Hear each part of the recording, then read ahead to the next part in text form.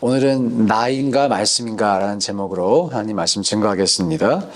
이 현대 사회에 예수님을 이해하는 다양한 입장이 존재합니다. 어떤 분들은요, 예수님이 그저 4대 성인이다 이렇게 주장하기도 하고요. 또 어떤 사람들은 역사적 예수를 신앙의 예수와 분리해야 된다 그렇게 주장하면서 예수님을 그저 유대교 내에서 활동했던 종교적 개혁가였다, 예언자였다, 혹은 윤리교사였다 이렇게 주장하기도 합니다. 더 급진적인 입장도 있어요. 예수님이 사회혁명가였다, 정치적 혁명가였다라는 것이죠. 그리고 또 더 나아가서 예수님이라는 분은 사실 존재하지 않았다, 신화였다, 허구이다 이렇게 주장하는 입장도 있습니다. 그러나 우리 모두는 예수님께서 하나님의 아들이시자 인류의 구원자이시자 나의 구세주이시며 또 주님이심을 믿습니다. 이 요한복음 12장 12절로 19절에서도 예루살렘에 입성하시는 그 예수님을 바라보는 여러 가지 사람들이 등장합니다. 각각의 그룹은 서로 다른 동기와 반응을 보여주고 있어요. 요한이 그것을 놓치지 않고 섬세하게 기록을 하고 있는데요. 그것을 좀 소개하기 원합니다. 첫 번째 그룹이 예루살렘에 모였던 큰 무리들이었어요. 12절과 13절에 나타나 있습니다. 이 사람들은 유월절을 지키기 위해서 예루살렘에 온 군중들이에요. 예수님이 오신다는 소식을 듣고 종려나무 가지를 들고 환호하며 맞이했어요. 심지어 호산나 찬송하리로다 주의 이름으로 오시는 이여 곧 이스라엘의 왕이시여 이렇게 외치면서 예수님을 왕으로서 환영을 했었습니다. 자, 그런데 이 군중들이 나중에 성난 군중으로 변하죠. 그리고 예수를 십자가에 못 박으라 이렇게 외치게 됩니다.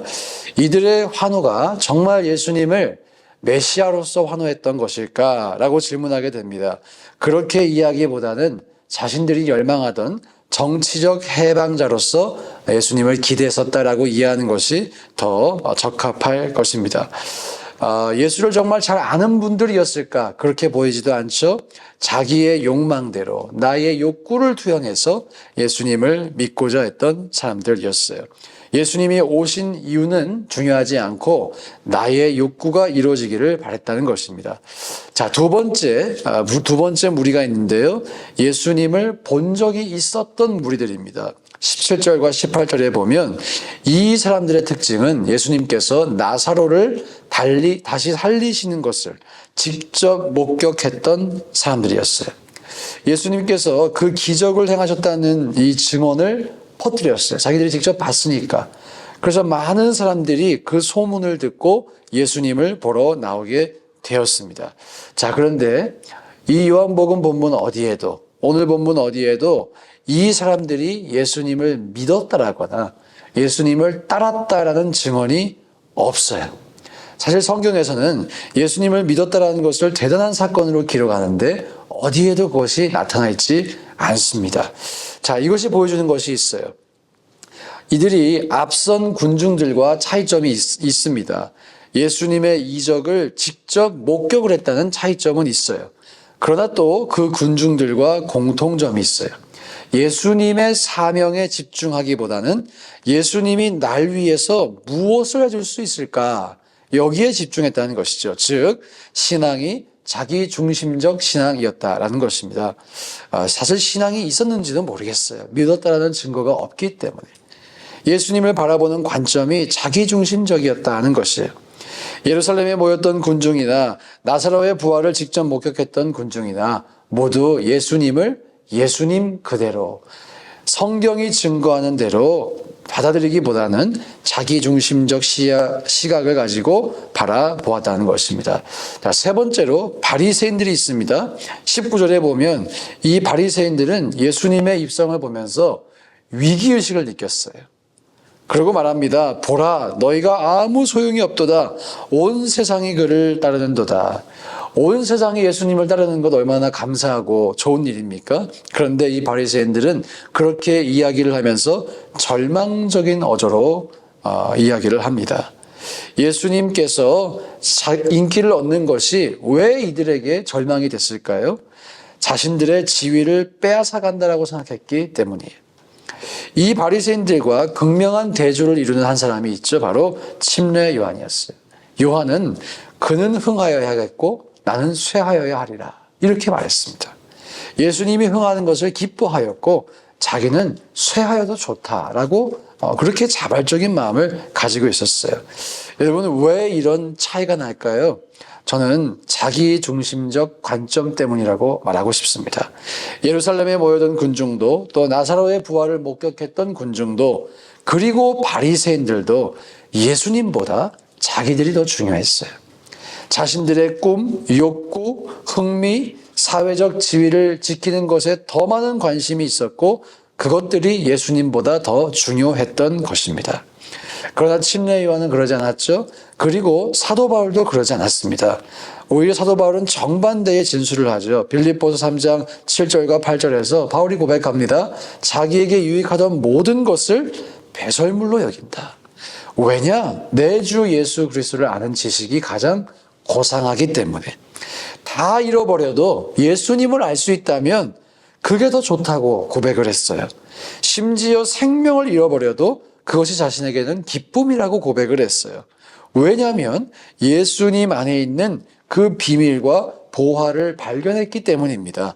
자, 사랑하는 여러분, 저와 여러분이 침례 요한과 바울처럼 예수님 안에 있는 참된 보화를 발견하게 되시길 주의 이름으로 축복합니다.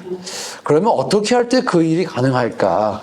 그것은 오늘 본문에 등장하는 마지막 그룹을 살펴볼 때, 제자들을 살펴볼 때 알 수 있어요.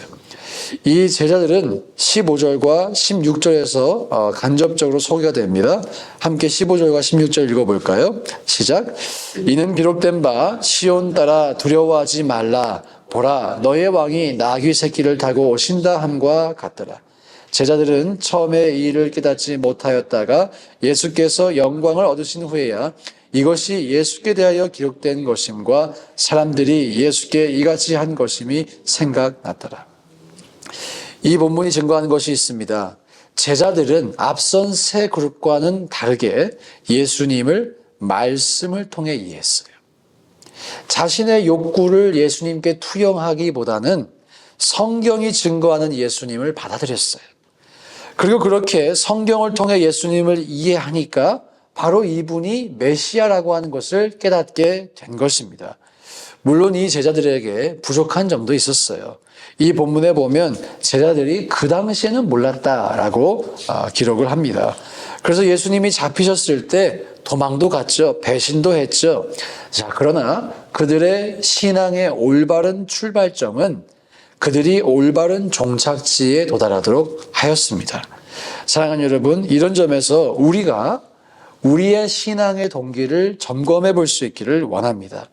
여러분과 제가 왜 예수를 믿는지, 왜 예수님을 따르는지 그 동기를 점검해 볼 수 있기를 원해요. 초대교회 성도들은 예수님을 따르기 위해서 수많은 고난과 고통을 감내했어요. 그리고 이들이 고통을 겪었다는 사실은 이들의 신앙이 적어도 자기중심적이 아님을 증거하고 있어요. 저는 오늘날도 마찬가지라고 생각합니다. 무릇 그리스도 안에서 경건하게 살고자 하는 자에게는 고난이 있다라고 증거합니다. 축복도 분명히 있지만, 예수님 안에 있는 보화를 발견하는 기쁨도 분명히 있지만 박해가 겸하여 온다라고 설명합니다. 누가 이 고난을 견디면서도 기뻐할 수 있으며 누가 이 핍박에도 불구하고 끝끝내 상급을 받는 신앙생활을 할 수 있을까요? 예수님을 통해서 나의 소원을 이루려고 하기보다는 말씀이 증거하는 예수님을 온전히 받아들일 때 가능한 줄로 믿습니다. 말씀을 나에게 맞추려고 하기보다는 나를 말씀에 맞추려고 할 때 가능할 줄 믿습니다. 아까도 말씀드렸지만 예수님을 알면 그 안에 보화가 있어요. 세상이 줄 수 없는 보화, 세상에서는 발견할 수 없는 보화가 있어요. 여러분, 저와 여러분이 그 보화를 알 수 있기를 원합니다. 말씀에서 출발하여 말씀이 증거하는 예수를 믿고 또 말씀에 우리 자신을 맞추면서 온전한 신앙생활을 할 뿐 아니라 이 세상의 모든 보화보다 비교할 수 없는 더욱 귀한 예수를 얻으시기를 주의 이름으로 축복합니다. 함께